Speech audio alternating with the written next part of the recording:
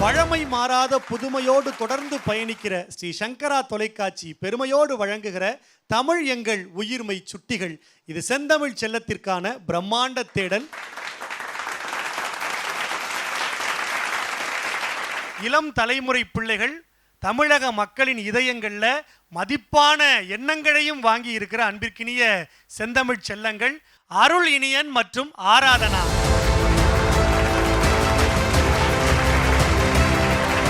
அருளினியன் ஆராதனா மேடைக்கு வந்துட்டாங்க. ஒலிவாங்கி முன்னாடி பேசுறதுக்கு தயாரா இருக்கிறாங்க. என்ன தலைப்புல பேச போறாங்க அப்படிங்கிறத அவங்களே தேர்வு செய்ய போறாங்க.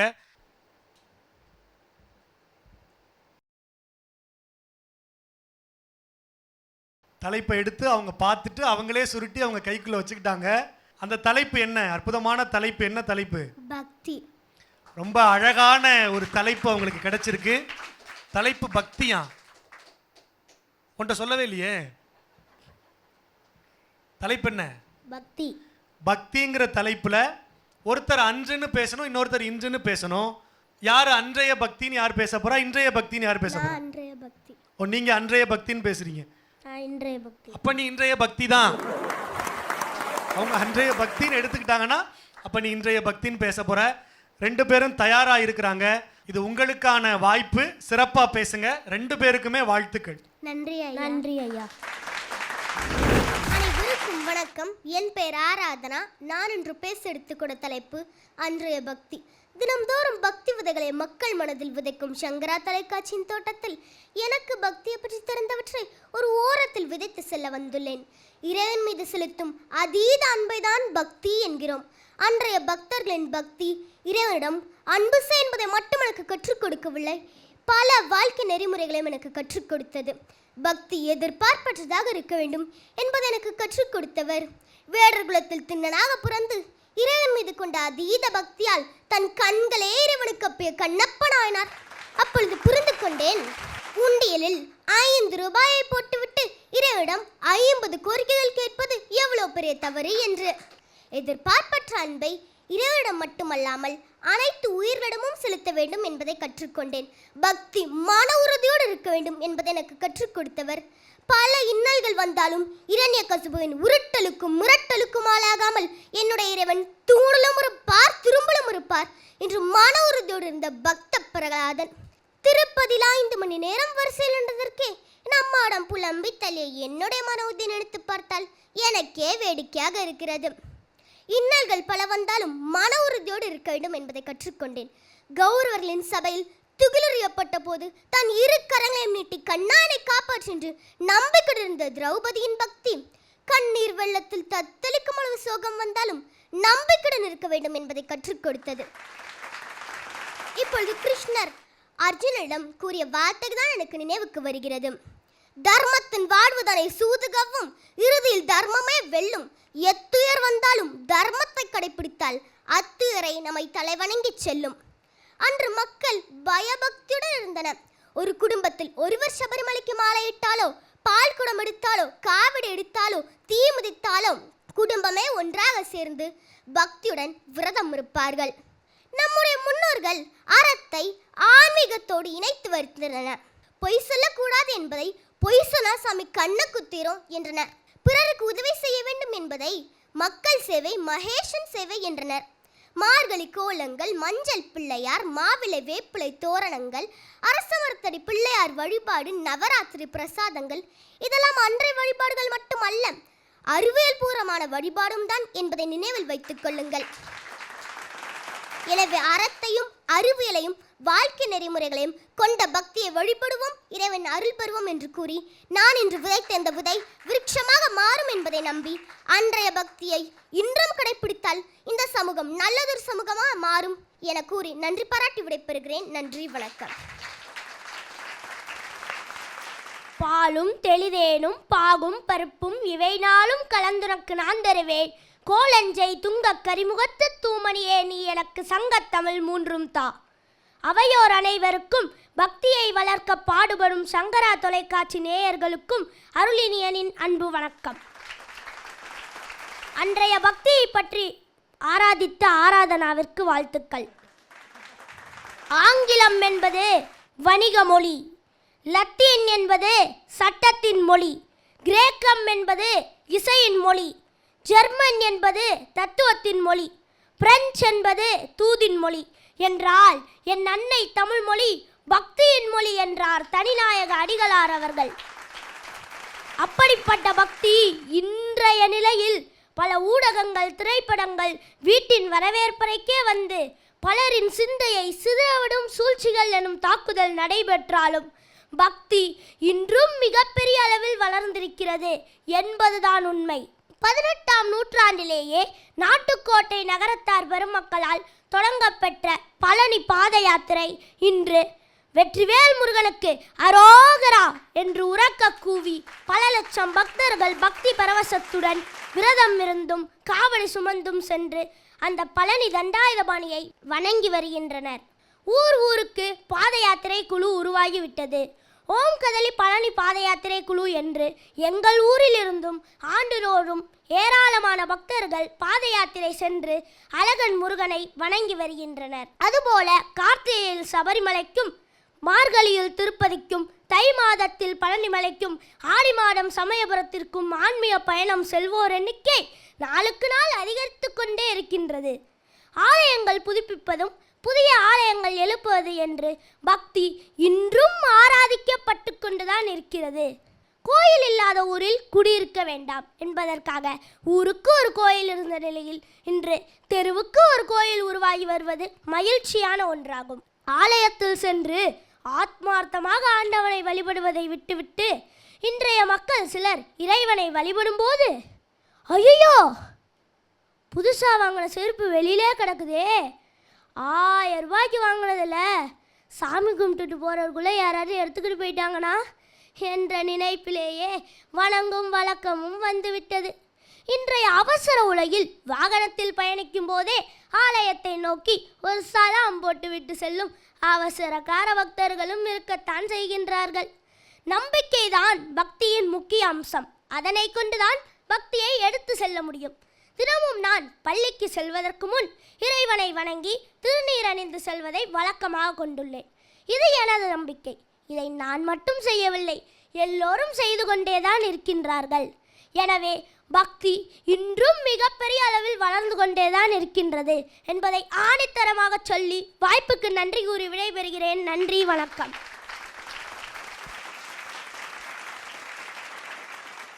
இரண்டு பிள்ளைகளும் ரொம்ப அழகா பேசியிருக்கிறாங்க. 2 பேர் மீதும் நாம வெளிச்சத்தை பாய்ச்ச போறோம். யார் மீது பச்சை ஒளி படர விடப்படுதோ அவங்க இந்த சுற்றுல இந்த தலைப்புல 1 2 இல்ல 0.5 மதிப்பெண்களோ கூடுதலா பெற்றிருக்கிறாங்க.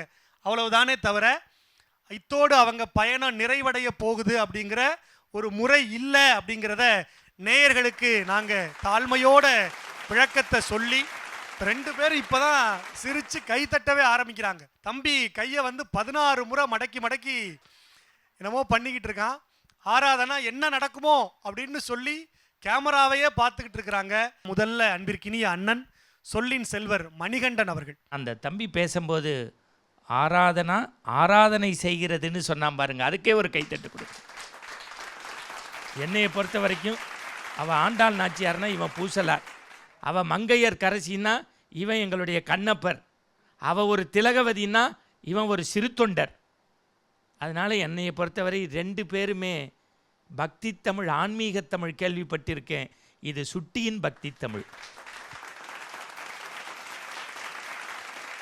சொல்லில் உயர்வு தமிழ்ச்சொல்லே என்று எங்கள் எல்லோருக்கும் அழகாக சொல்லிவிட்டு போன பாரதியின் இரத்த சொந்த மன்னன் கவிஞர் நிரஞ்சன் பாரதி, இந்த 2 செந்தமிழ் செல்லங்களும் எப்படி பேசுனாங்க? உங்களை கவர்ந்தாங்களா?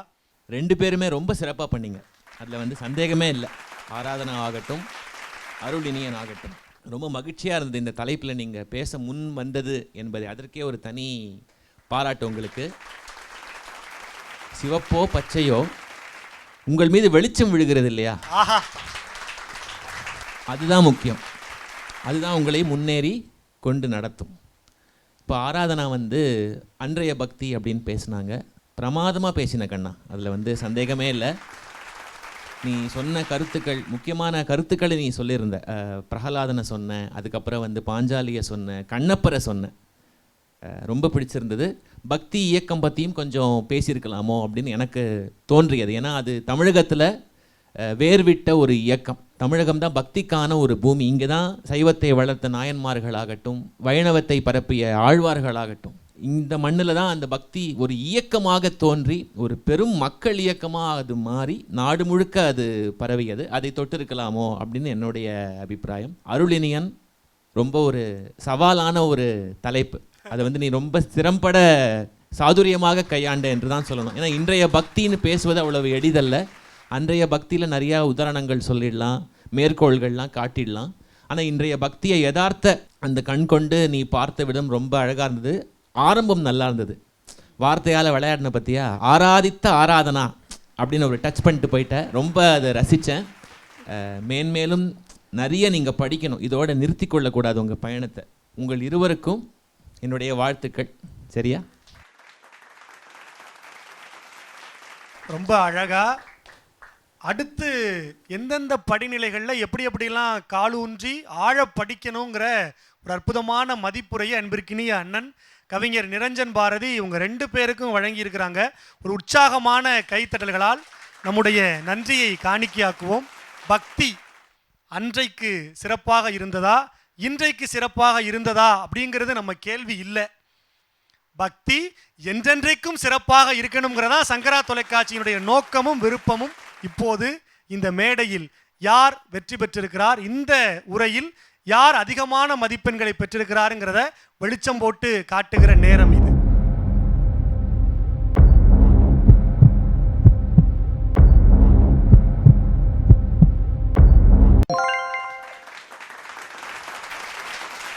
ரொம்ப அழகா 2 பேரினுடைய உரைக்கும் நடுவர்களினுடைய அந்த மதிப்பெண்களினுடைய அடிப்படையில் இந்த சுற்றில் அற்புதமான பசுமை பச்சை நிறத்தை ஆராதனா பெற்றிருக்கிறார். ஒரு உற்சாகமான கைத்தட்டல்கள் ஆராதனாவுக்கு கொடுக்கலாம். இன்றைக்கு பக்தி அப்படின்னு பேசுறது ரொம்பவே சவாலான ஒரு பணி. ஆனால் அந்த பணியை அருளினியன் ரொம்பவே அழகாக செஞ்சாருங்கிறது நம்ம எல்லாருக்கும் தெரியும். ஒரு உற்சாகமான கைத்தட்டல்களால் அருளினியனுக்கு நம்முடைய வாழ்த்துக்களையும் பாராட்டுகளையும் நம்ம தெரிவிக்கணும். இது வெற்றி தோல்வி இல்லை அப்படிங்கிறத 2 பேரும் புரிஞ்சுக்கோங்க. தொடர்ந்து அடுத்தடுத்த சுற்றுகளில் இன்னும் சிறப்பான உரையை நீங்கள் வழங்கணும். போட்டி கடுமையாகிட்டே போகுது. பயணம் வெகு சீக்கிரமாக யார் அந்த செந்தமிழ் செல்லம்ங்கிறத தமிழ் கூறும் நல்லுலகத்துக்கு அறிமுகப்படுத்துகிற பணியை சங்கரா தொலைக்காட்சி நம் கைகளில் தந்திருக்கு அப்படிங்கிறதுக்கான ஒரு முன்னோட்டம் தான் இது. 2 பேருக்கும் மீண்டும் ஒரு முறை உற்சாகமான வாழ்த்துக்களோடு நன்றியை தெரிவித்துக் கொள்கிறோம். நன்றி. 2 செந்தமிழ் செல்லங்கள் தயாரா இருக்கிறாங்க. அவங்கள உடனே மேடைக்கு கூப்பிடலாம். கவினேஷ் பிரபாகரன் மற்றும் அபிஹாசினி வாங்க.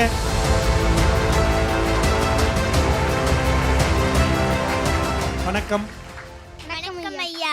2 இந்த செந்தமிழ் செல்லங்களும் அழகான தலைப்புல இப்ப பேச போறாங்க. அந்த அழகான தலைப்புகளை இந்த தமிழ் குடுவையில் நாங்கள் வச்சிருக்கிறோம். என்ன தலைப்புன்னு பார்த்துடலாமா?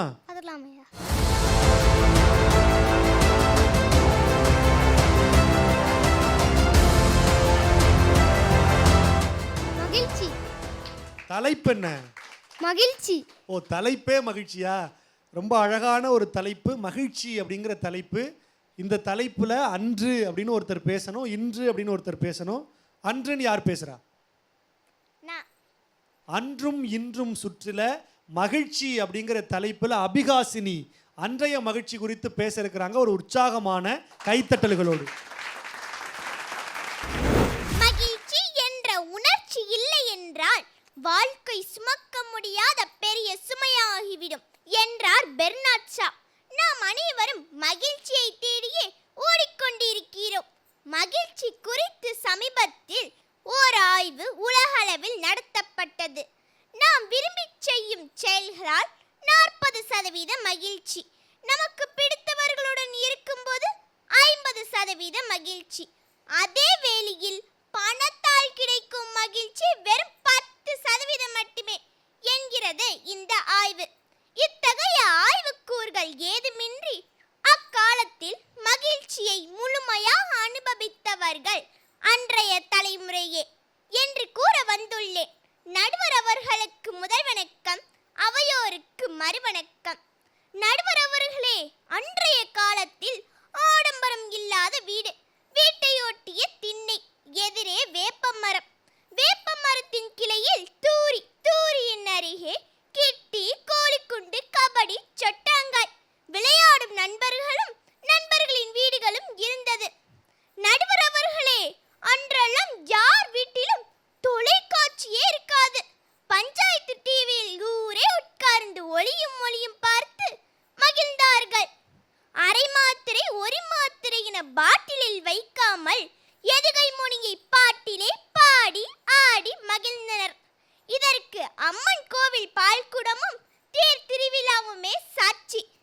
நடுவர் அவர்களே, திருமணம், காது குத்து என எந்த சடங்காக இருந்தாலும் வாழை மரம் கட்டுவதில் இருந்து மொய்ப்பணம் வாங்குவது வரைக்கும் அங்காளி, பங்காளி, மாமன், மச்சான் என உறவு முறையே ஒன்றாக நின்றது.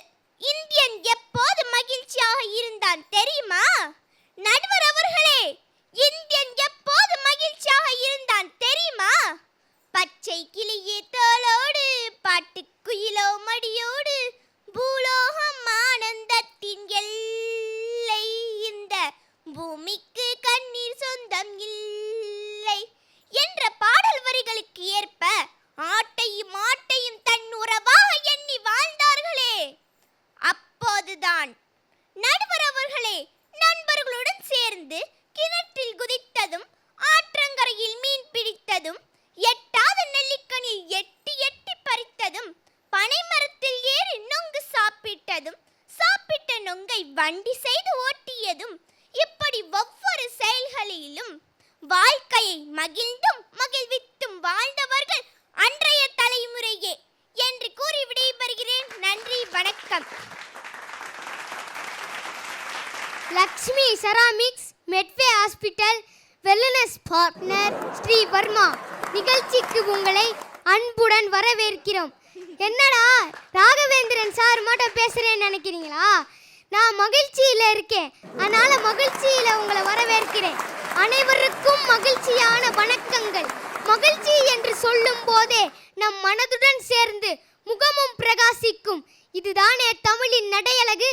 அத்தகைய தமிழ் எங்கள் காலமாகிய இந்த காலத்தில் தானே இருக்கிறது. ஆமாங்க, பூமியில் தொடங்கி ஆகாயம் வரை, விண்வெளியை தொடங்கி வெற்றியையும் கண்டுள்ளோம் அல்லவா?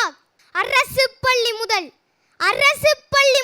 தனியார் பள்ளி வரை, மின்னணு கரும்பலகை, கணினி வழி கல்வி போன்ற அனைத்து தொழில்நுட்ப வளர்ச்சியை மேற்கொண்டு என் போன்ற மாணவ மாணவிகளுக்கு கல்வியை சுலபமாகவும் மகிழ்ச்சியாகவும் கற்றுத்தந்தது இந்த காலத்து மகிழ்ச்சி தானங்க. மருத்துவத்தை எடுத்துக்கோங்க. உடலை விட்டு உயிர் போனாலும் மண் தின்னு பார்க்கும் உடம்பை உடல் உறுப்பு தானம் என்ற சிறந்த செயலால் இறந்தவர்களையும் வாழ வைத்து அவர்களின் குடும்பத்தில் உள்ளவர்களை மகிழ்ச்சியில் ஆழ்த்தி உள்ளோம் அல்லவா? உடல்நிலை சரியில்லை என்றால் கையில் உள்ள தொலைபேசியை எடுத்து 108 என்னும் தொடர்பு செய்தால் மருத்துவமே நாம் இருக்கும் இடம் வந்து சேரும். அதுவும் இந்த காலத்து மகிழ்ச்சி தானங்க. பெண் சிசு கொலையை தடுத்து பெண்களின் கல்வித்திறனை உயர்த்தி பெண்களுக்கான இட ஒதுக்கீட்டை வழங்கி ஆணுக்கு பெண் சமம் என்ற சிறந்த செயலால் உணர்வை ஊட்டிவிட்டதும் இந்த காலத்து மகிழ்ச்சி தானங்க.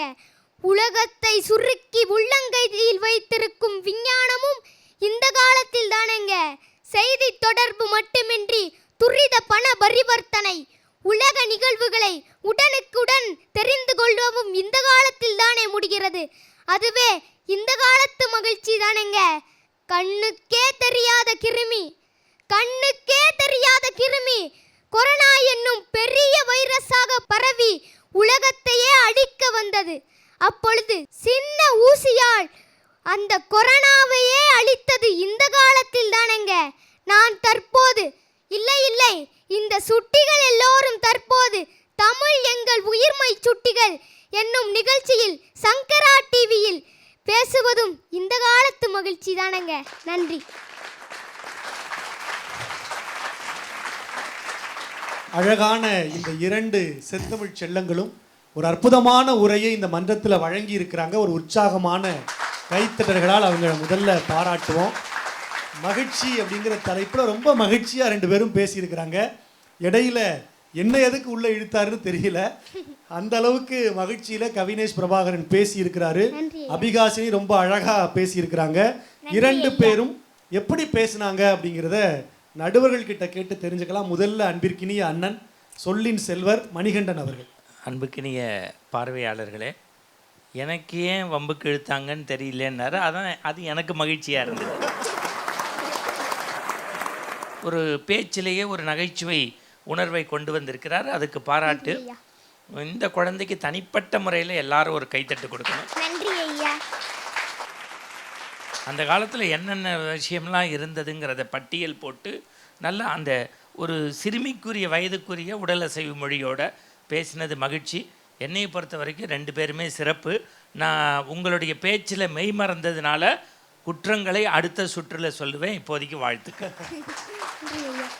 அழகான மதிப்புரையை அன்பிற்கினிய அண்ணன் மணிகண்டன் வழங்கி இருக்கிறார். தொடர்ந்து மகாகவி பாரதியினுடைய எள்ளு பேரன் கவிஞர் நம்முடைய சிறப்பு நடுவர் அன்பிற்கினிய அண்ணன் நிரஞ்சன் பாரதி அவர்கள்.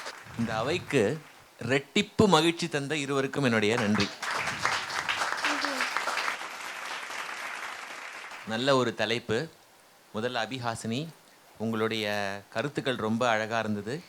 அதை நீங்கள் ஒரு தங்கு தடை இல்லாமல், எந்த ஒரு தயக்கமும் இல்லாமல், எல்லோரும் முன்னிலையிலும் ரொம்ப இயல்பாக, எந்த இடத்திலுமே யோசிக்காமல் நிதானமாக உங்களுடைய கருத்துக்களை நீங்கள் சொன்ன விதம் ரொம்ப சிறப்பாக இருந்தது. வாழ்த்துக்கள். நல்ல ஒரு எதிர்காலம் உங்களுக்கு இருக்குது என்பது நிரூபணமாகி இருக்கு என்று தான் நான் சொல்லுவேன். அப்புறம் கவினேஷ் தொடக்கத்திலே கவனிக்க வச்சுட்டீங்க. நீங்கள் திடீர்னு இவர் ஆங்கர் ஆயிட்டாரா அப்படின்னு சந்தேகம் வந்துடுச்சு. ராகவுக்கே ஒரு பயம் வந்துடுச்சு. அப்புறம் தான் யோசிச்சு பார்த்தேன், ஏன் நீங்கள் ராகவ செய்ய வேண்டிய வேலையை நீங்கள் செஞ்சு மகிழ்ச்சின்னு சொன்னீங்க அப்படின்னா ராகவே மகிழ்ச்சி தான் போல் இருக்கு. ராகவ அப்படிங்கிற சொல்லுக்கே மகிழ்ச்சி என்று பொருளோ என்னவோ. இதை உணர்ந்து கவினேஷ் சொல்லியிருக்காருன்னு நினைக்கிறேன். கோவையாக கருத்துக்களை சொல்வது இருக்கட்டும், ஆனாலும் அதை ஒரு சுவையாக எல்லாரும் ரசிக்கக்கூடிய விதத்தில், என்ன சொல்கிறது, மனதில் பதியும் விதமாக எளிமையான முறையில் ஒரு ஐயா சொன்ன மாதிரி ஒரு கனெக்ட் உடனே ஏற்படுத்தக்கூடிய ஒரு பாங்கு உங்களுடைய பேச்சில் இருந்தது. அது உங்களுடைய மிகப்பெரிய பலம் என்று நான் நினைக்கிறேன். அதை நீங்கள் தொடர்ந்து தக்க வைத்து கொண்டு மேலும் மேலும் நிறைய இடங்களில் பேசி அதை மெருகேற்றி கொள்ள வேண்டும். வாழ்த்துக்கள். 2 செந்தமிழ் செல்லங்களும் இந்த மன்றத்தில் இரட்டிப்பு மகிழ்ச்சியை கொடுத்துருக்குறாங்க அப்படின்னு நடுவர்கள் வாழ்த்தி தங்கள் மதிப்புரைகளை வழங்கியிருக்கிறாங்க. யாருக்கு என்ன விளக்கு, என்ன வெளிச்சம் கிடைக்க போகுது அப்படிங்கிறத இப்போ பார்க்கலாம்.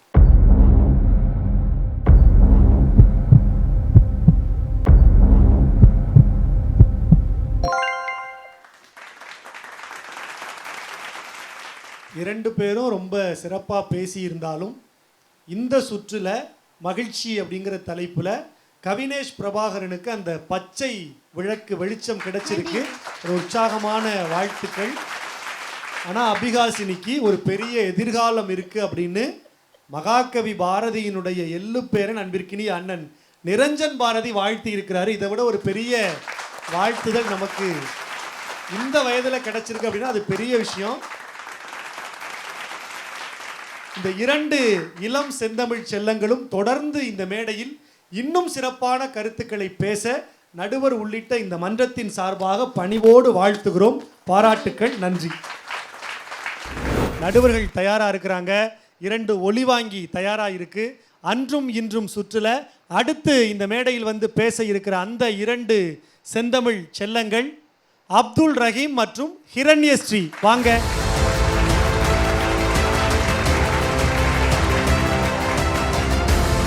மதுரையிலிருந்தே கீ கொடுத்து ஹிரண்யஸ்ரீயை ஒவ்வொரு முறையும் இந்த மேடைக்கு கூட்டிகிட்டு வருவாங்க. அந்த உடனே வணக்கம் அப்படின்னு ஒரு செயற்கை நுண்ணறிவு எந்திரம் போலவே பேசுவாங்க. ஆனால் பேசுகிறதுக்கு முன்னாடி தான் இப்படி தலைப்பு கொடுத்து பேச சொல்லிட்டோம்னா ரொம்ப நல்லாவே பேசுவாங்க. ஹிரண்யஸ்ரீ தொடர்ந்து 2 சுற்றுகளாக ரொம்ப நல்லா பேசி நடுவர்கள் வசம் நல்ல மதிப்புரைகளை வாங்கியிருக்கிறாங்க. அப்துல் ரஹீம் நம்மக்கிட்ட பணம் வாங்காமல் நமக்கு அறிவுரைகளை சொல்கிற ஒரு மருத்துவர் மாதிரி. அடிக்கடி அவர் வந்து தன் உரையின் மூலமாக நிறைய அறிவுரைகளை நமக்கு சொல்லுவாங்க. இந்த 2 பேர் இப்போ ஒரு அணியாகி இந்த அன்றும் இன்றும் சுற்றுல பேச போகிறாங்க. எந்த தலைப்பில் பேச போகிறீங்கிறத நீங்களே இந்த தமிழ் குடுவையிலிருந்து தேர்வு செய்ய போகிறீங்க. யார் எடுக்கிறீங்க?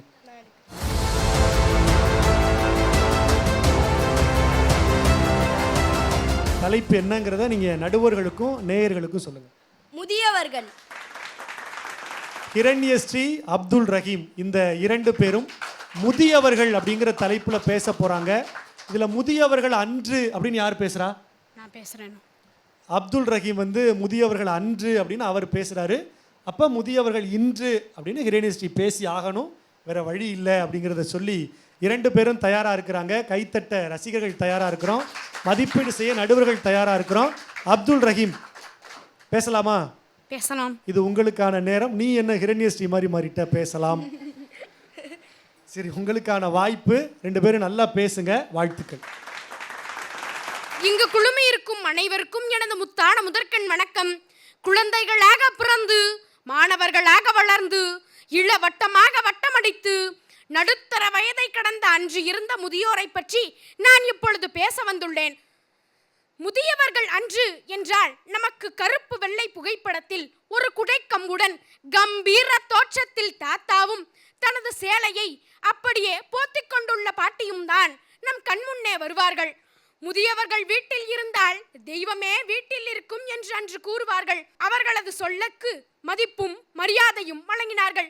அவர்களது சொல்லை வீட்டில் உள்ள அத்துணை பேரும் கேட்டார்கள். முதியவர்கள் அன்று இருந்தவர்கள் அறிவாளியாகவும் கடின உழைப்பாளியாகவும் இருந்தார்கள். அவர்களது அனுபவம் நம்மை வழி நடத்தி சென்றது. ஐயா மணி எத்தனை என்று கேட்டால் அண்ணார்ந்து பார்த்து இது உச்சி பொழுது 1 மணி இருக்கும் என்றும், பொழுது சாய்ந்து விட்டால் 4 மணி இருக்கும் என்றும் சூரியனை பார்த்த மணி சொன்னார்கள் அன்று இருந்த முதியவர்கள். வீட்டை நிர்வகிக்கும் பொறுப்பு அவர்களிடமே இருந்தது. வீட்டிலுள்ள அத்துணை பேருக்கும் என்ன தேவை என்பதை ஆய்ந்து அறிந்து அதனை நிறைவேற்றி வைத்தார்கள் அன்று இருந்த முதியவர்கள். வீட்டின் பெட்டகமே நமது தாத்தா பாட்டிதான். பொன் பொருள் போன்ற பொருட்களை பாதுகாப்பாக வைத்திருந்தார்கள். நம்பிக்கை நாணயத்துடன் வாழ்ந்தார்கள் அன்று இருந்த முதியவர்கள். நமது முதியவர்கள், அதாவது அன்று இருந்த முதியவர்கள், வீட்டை மேடாக இருக்கும் இடத்திலும் குளங்களை பள்ளமாக இருக்கும் இடத்திலும் அமைத்தார்கள். அதனால் ஊருக்குள் வெள்ளம் வருவதை தடுத்தார்கள். அன்று இருந்த முதியவர்களுக்கு வீட்டில் மட்டும் இல்லை, ஊருக்குள்ளும் அவர்களுக்கு அத்துணை மரியாதை. தெருவில் நடந்து செல்லும் பொழுது இளைஞர்கள் சுவற்றில் உட்கார்ந்து காளையாட்டி கொண்டிருப்பார்கள். அப்பொழுது அந்த வழியில் ஏதாவது பெரியவன் நடந்து சென்றால் டபக்கென்று குதித்து ஐயா வணக்கமுங்க என்று வணக்கம் கூறுவதை அன்று இருந்தவர்கள் வழக்கமாக வைத்திருந்தார்கள். எனது பாட்டையா வாழ்வில் நடந்த ஒரு உண்மை சம்பவத்தை கூறுகிறேன், கேளுங்கள். எனது பாட்டையாவின் நண்பர் கைப்பட்டாலே நோய் குணமாகும் என்பார்கள். அவர் ஒன்றும் மருத்துவர் கிடையாது. மற்றொரு நண்பரின் மனைவிக்கு மூக்கில் இருந்து ரத்தம் வழிந்து கொண்டே இருந்ததாம். எவ்வளவோ ஆயிரங்கள் செலவழித்தும் மூக்கில் இருந்து வரும் ரத்தம் நிற்கவே இல்லையாம். துண்டை வைத்து துடைத்தாலும் அந்த துண்டு முழுவதும் இரத்தத்தால் நினைந்து விட்டதாம். இவரிடத்தில் இந்த அம்மாவை அழைத்து வந்து, எவ்வளவோ ஆயிரங்கள் செலவழித்து விட்டோம், ஆனாலும் இந்த இரத்தம் நிற்கவே இல்லை என்று அழுது புலம்பினாராம். அப்பொழுது எனது பாட்டையாவின் நண்பர் சற்று நேரம் பொறுத்து பார்த்தாராம். இரத்தம் வழிந்து கொண்டே இருந்ததாம். இரு நண்பா வருகிறேன் என்று கூறி வயலுக்கு சென்று ஏதேதோ செடி கொடிகளை பறித்து உள்ளங்கையில் வைத்து கசக்கி சாறெடுத்து அந்த சாறை அந்த அம்மாவை உறிஞ்ச சொன்னாராம். அந்த அம்மாவும் உறிஞ்சினார்களாம். எவ்வளவோ ஆயிரங்கள் செலவழித்து நிற்காத ரத்தம் ஏதோ சிறிய மருந்தால் நின்றுவிட்டது என்று அந்த மற்றொரு நண்பர் ஆச்சரியப்பட்டாராம். எதிலும் சாதிக்க கூடியவர்களாக இருந்தார்கள் அன்று இருந்த முதியவர்கள். அறிவாளியாகவும் கடின உழைப்பாளியாகவும் இருந்திருக்கிறார்கள் என்பதை நான் ஆரம்பத்திலேயே கூறினேன். ஐயா மாந்தோப்பிற்கு சென்றால் அந்த மாமரத்தை பார்த்து, அந்த மாமரத்தில் பூத்திருக்கும் பூக்களை பார்த்து, இந்த பழம் இவ்வளவு ரூபாய்க்கு போகும் என்று கண்ணிலேயே பார்த்து மதிப்பிடுவார்களாம் அன்று இருந்த முதியவர்கள். அவ்வளவு அதி புத்திசாலிகளாக இருந்தார்கள் அவர்கள். நல்ல ஒழுக்கம், நல்ல பழக்க வழக்கம், நற்காரியங்கள் செய்ய பழகிடல், கற்பு நெறியுடன் வாழ்ந்தார்கள் அன்று இருந்த முதியவர்கள். எனக்கு வயதாகிவிட்டது, என்னால் எந்த வேலையும் செய்ய முடியாது என்று கூற மாட்டார்கள். எல்லா வேலையையும் இழுத்து போட்டு செய்வார்கள். படிக்காத மேதைகளாய் இருந்தார்கள் அன்று இருந்த முதியவர்கள். தங்களது அனுபவ அறிவினால் அகிலத்தை ஆண்டார்கள் அவர்கள். குன்றின் மேல் இட்ட கல்லை போல, இருளை போக்கி வரும் ஒளியினை போல அவர்களது பாதையில் அவர்கள் கற்றுக் கொடுத்த பாடங்களுக்கு ஏற்ப நாமும் வாழ்வில் முன்னேறுவோம். அவர்களது சொல்லை கேட்போம். முதியவர்கள் அன்றும் இன்றும் என்றும் இளமையானவர்களே. முதியோர் என்ற விருது பெற்ற அனைத்து சாதனையாளர்களுக்கும் வாழ்த்து கூறி விடைபெறுகிறேன். நன்றி, வணக்கம். வாலிப முறுக்கோடு சிறு பிள்ளையின் வணக்கம். ரஞ்சிதமே ரஞ்சிதமே மனச கலக்கி ரஞ்சிதமே, ரஞ்சிதமே ரஞ்சிதமே மனச கலக்கி ரஞ்சிதமே என பாடல் பாடிக்கொண்டு ஆட்டம் ஆடிக்கொண்டு ஒரே கொண்டாட்டம். யாருன்னு பார்த்தா என் தாத்தா. நான் இங்கு ஆடலுடன் பாடலை கேட்டு ரசிப்பதிலே தான் சுகம் சுகம்னு பாடிக்கிட்டு இருக்கேன். ஆனால் அவர் அப்படி என் வீட்டில் மட்டுமா என்று பார்த்தால் பக்கத்து வீடு, எதிர்த்த வீடு, எல்லா வீட்லையும் இன்றைய முதியவர்கள் குத்தாட்டம் போட்டு ஆனந்தமாய் மகிழ்ச்சியாய் உள்ளனர். வாரம் ஒரு முறை தொலைக்காட்சியில் ஒளியும் ஒளியும் என்ற நிகழ்ச்சியை பார்த்து மகிழ்ந்த முதியவர்கள் இன்று பல ரியாலிட்டி நிகழ்ச்சிகளை பார்த்து ஆனந்தமாய் உள்ளனர்.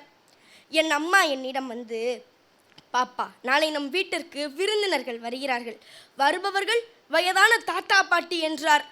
அதனால் அடக்க ஒழுக்கமா எப்படி இருக்கணுமோ அப்படி இரு என்றார். நான் என்ன நினைத்தேன், வருபவர் நமது நடுவரையா போல் இருப்பார்கள் என்று நினைத்தேன். விருந்தினர்கள் வீட்டிற்கு வந்தார்கள். அவர்களை பார்த்தால் ஜீன்ஸ் பேண்ட், டிஷர்ட் என உடை அணிந்து நவீனமாக வந்து நின்றனர். நான் அதிர்ந்து போனேன். அவர்கள் என்னை பார்த்து, ஏளனமா, இந்த பொண்ணு என்ன சரியான நாட்டுப்புறமா இருக்குமோ என ஒரு பார்வை. முதியவர்கள் இன்றைய இளைஞர்களைப் போல உடை அணிவதிலும் ஆனந்தமாய் உற்சாகமாய் உடை அணிகின்றார்கள். தாத்தா ஜான் கிளென் அவரது 77 வயதில் தன்னுடைய 2வது விண்வெளி பயணத்தை வெற்றிகரமாக நடத்தினார். இன்றும் பல முதியவர்கள் மன வலிமையுடனும் இன்றும் இளைஞர்களாக வாழ்ந்து வருகின்றனர். என் தாத்தா மற்றும் அவரது நண்பர்கள் தினமும் வீட்டிற்கு வெளியே அமர்ந்து உற்சாகமாய் உரையாடுவோம் என்றார். இன்று பார்த்தால் கையில் நவீன கைபேசியை வைத்துக்கொண்டு சிரித்து கொண்டிருந்தார். நான் என்னவென்று போய் பார்த்தால், கட்செவி அஞ்சல் என்ற சமூக வலைத்தளத்தில் நாங்கள் அப்பவே அப்படி என்ற குழுவுக்கு பெயர் வைத்து ஊர் விட்டு ஊர், நாடு விட்டு நாடு என்ற நண்பர்களையெல்லாம் சேர்த்து ஒரு குழு அமைத்து உற்சாகமாய் உரையாடி கொண்டிருந்தார். நவீன முதியோர்களாக சமூக வலைத்தளத்தில் வலம் வருகிறார்கள் இன்றைய முதியவர்கள். தாத்தா பெயரை பாட்டி சொல்லாமலே வாழ்ந்த காலம் போய் இன்று டார்லிங்கை சுருக்கி டா என்றும் டியரை சுருக்கி டி என்றும் தங்களது அன்பை பரிமாறி ஆனந்தமாய் வாழ்கின்றனர் இன்றைய முதியவர்கள். முதியோர் வாழும் வீடு தெய்வத்தின் பாதச்சுவடு. முதியோர் வாழும் வீடு தெய்வத்தின் பாதச்சுவடு. தனி குடும்பங்கள் இயல்பாகிவிட்ட இன்றைய காலகட்டத்தில் முதியோர்களின் நிலை துயரமாக மட்டுமே காண வேண்டிய அவசியமில்லை. இதில் பல நேர்மறை அனுபவங்களும் உண்டு. தலை சாயும் வரை தலைமையை ஏற்றிருக்க வேண்டிய தலைவலி இல்லை. மழலை செல்வங்களுடன் மகிழ்ந்திருக்கலாம். பொறுப்புகளை ஒப்படைத்துவிட்டு பொறுப்பின்றி ஊர் சுத்தலாம். இணையத்தின் துணையுடன் இழந்த நண்பர்களை தொடரலாம். இன்றைய முதியவர்கள் சம்பளம் கொடுக்கும் வேலைக்காரர்களாக இல்லாமல் நம்மை ஆதிக்கம் செய்யும் முதலாளியாக இன்று உள்ளனர். ஒரு குடும்பத்தில் முதியோர்களின் ஆதிக்கம் இருந்தால் அந்த குடும்பம் அன்பான அழகான குடும்பமாக இருக்கும். இன்றைய முதியவர்கள் எதற்கும் ஏங்க மாட்டார்கள், யாரையும் ஏங்க விட மாட்டார்கள். கண்ணொளி மங்கும், அறிவொளி மங்காது. தேகங்கள் சுருங்கலாம், அனுபவங்கள் சுருங்காது. இந்த முதுமை இளமையின் முடிவு எனவும் முடிவின் தொடக்கம் எனவும் உணர்ந்தவர்கள்தான் இன்றைய முதியவர்கள். அனுபவத்தின் உச்சம், அறிவாற்றலின் தொகுப்பு, அதுவே வயதின் மூப்பு. என் தாத்தா பாட்டி அனைவருக்கும் இந்த செல்ல பேத்தியின் அன்பான முத்தங்கள் என்று கூறி என் உரையை முடித்துக் கொள்கிறேன். நன்றி, வணக்கம்.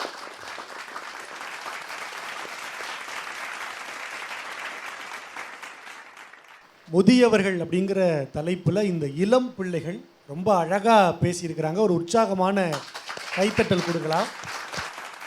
2 பேரும் எப்படி பேசியிருக்கிறீங்க அப்படிங்கிறத முதல்ல அன்பிற்கினிய அண்ணன் சொல்லின் செல்வர் மணிகண்டன் அவர்கள்ட்ட கேட்டு தெரிஞ்சுக்கலாம்னு நினைக்கிறேன். அண்ணன் முதல்ல 2 பேருக்கும் நல்ல பாராட்டுக்களை தெரிவிங்க.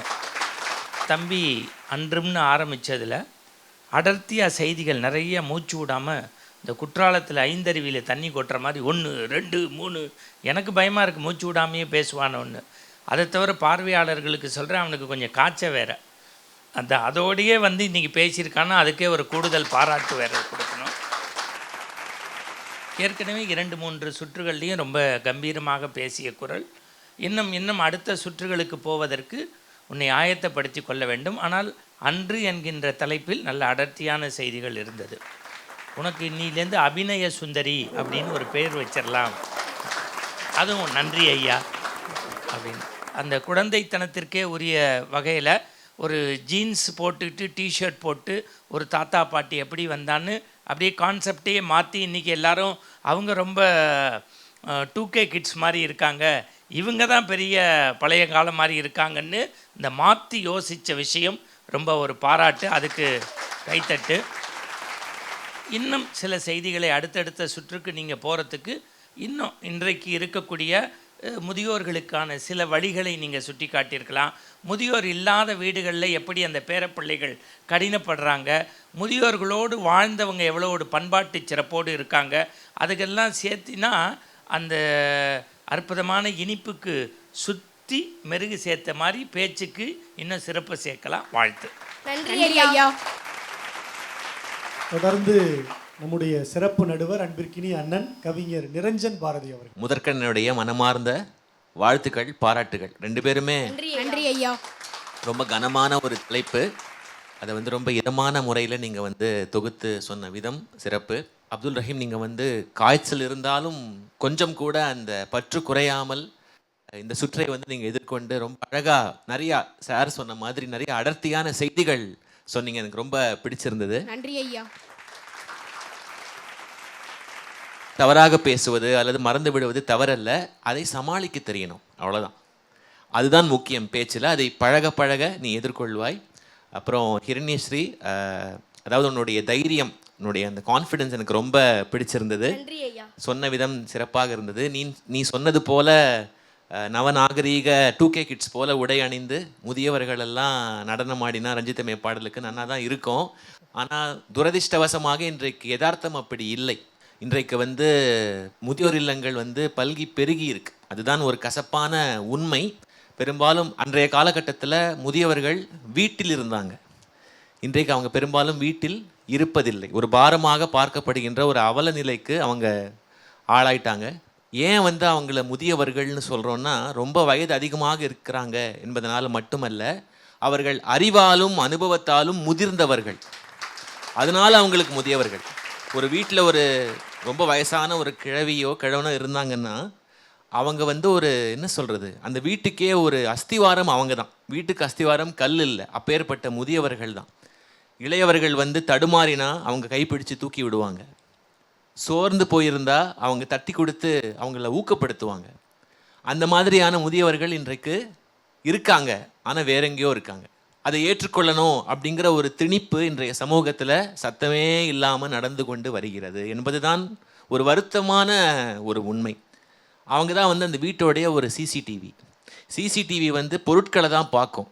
ஆனால் அந்த முதியவர்கள் மனிதர்களை மட்டும் பார்க்க மாட்டாங்க, மனிதர்களுக்குள்ளே இருக்கிற மனசையும் பார்க்குற சிசிடிவி அவங்கள நாம் இன்னைக்கு இழந்துட்டு நிற்கிறோம். குழந்தைகளுக்கு வந்து துணை இல்லாமல் கஷ்டப்படுறாங்க. கதை சொல்கிறதுக்கு தாத்தா பாட்டி இல்லை, வழி நடத்துறதுக்கு அவங்க இல்லை, விளையாடுறதுக்கு அவங்க இல்லை. ரொம்ப முதிய வயதிலும் இளம் வயதிலும் தேவையாக இருப்பது எது தெரியுமா? துணை. ஆனால் அந்த மாதிரி ஒரு வாழ்க்கை முறை இப்போது இல்லை. தனிமை வந்து அவங்கள ரொம்ப கொடுமைப்படுத்துது.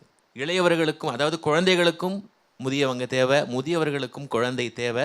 இந்த 2 பேருக்குமான பாலம் அன்றைக்கு இருந்தது, இன்றைக்கு அந்த பாலம் இடிந்து விழுந்து விட்டது. அதுதான் உண்மை.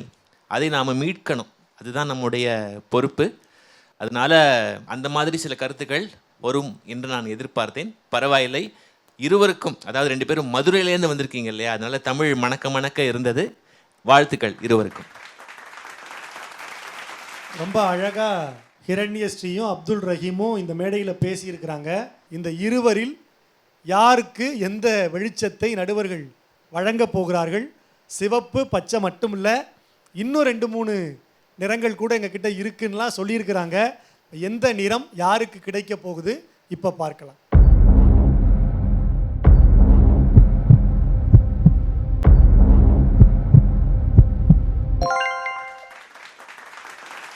ஹிரண்யஸ்ரீ வந்து பச்சை நிறத்தை தனதாக்கி கொண்டிருக்கிறார். ஒரு உற்சாகமான கைத்தட்டல்களும் வாழ்த்துக்களும் ஹிரண்யஸ்ரீக்கு. அப்துல் ரஹீம் உடல்நிலை சற்று தொய்வா இருக்கு. அண்ணன் சொன்னது மாதிரி இந்த மறந்து போகிறது அப்படிங்கிறது ஒரு பெரிய விஷயம் இல்லை, அதை சமாளிக்கிறது தான் சாமர்த்தியமான ஒன்று. அதை இன்றைக்கு அப்துல் ரஹீம் கற்றுக்கிட்டு இருக்காரு. தொடர்ந்து அது அவருடைய வாழ்க்கையில் கூடவே அது பயணித்து எந்த ஒரு இக்கட்டான சூழலையும் சமாளிக்கிற ஒரு வல்லமையை அப்துல் ரஹீமுக்கு தமிழ் நிச்சயமாக கொடுக்கும் என்பதில் எந்த மாற்று கருத்தும் இல்லை. ஒரு உற்சாகமான கைத்தட்டல் வந்து அப்துல் ரஹீமுக்கு கொடுக்கலாம். இந்த நிறங்கள் இந்த சுற்றுக்கானது மட்டும்தான் அப்படிங்கிறத 2 பேரும் உள்வாங்கிக்கோங்க. தொடர்ந்து அடுத்தடுத்த சுற்றுகளில் இன்னும் சிறப்பான உரையை நேயர்களுக்கு நீங்கள் வழங்கணும்னு வாழ்த்துகிறோம். நன்றி. நன்றி. நாளை இன்னும் சில செந்தமிழ் செல்லங்கள் நிறைவான செய்திகளை உங்களோடு பகிர தயாராக இருக்கிறார்கள். நாளை சந்திக்கலாம். ஸ்ரீ சங்கரா தொலைக்காட்சி பெருமையோடு வழங்குகிற தமிழ் எங்கள் உயிர்மை சுட்டிகள். இது செந்தமிழ் செல்லத்திற்கான பிரம்மாண்ட தேடல்.